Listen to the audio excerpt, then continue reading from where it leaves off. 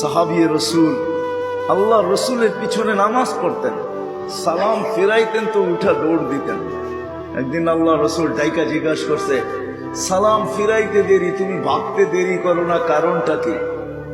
তো বলছে, ইয়া রসুল আল্লাহ, ঘরে কাপড় একটাই, আমি পড়া চলে আসি, আমার স্ত্রী নিজেকে গুটায়া বসায়া রাখে। আপনি সালাম ফিরান, আউয়াল ওয়াক্তে নামাজ পড়ানোর জন্য আমি ছুটা চলে যাই, খুলা দেই, সে পড়া নামাজ পড়ে, আমি নিজেকে গুটায়া রাখি। বাহিরে গেলে আমি পড়ে আসি, সে নিজেকে গুটায়া রাখে।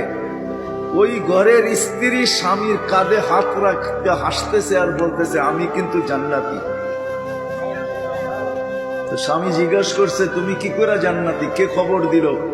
তুমি তো কখনো বাহিরেও যাও না, কাপড়ই তো আমাদের একটা, প্রতিবেশীরও তো আসে না, তার কাছে শুনলে তুমি জান্নাতি?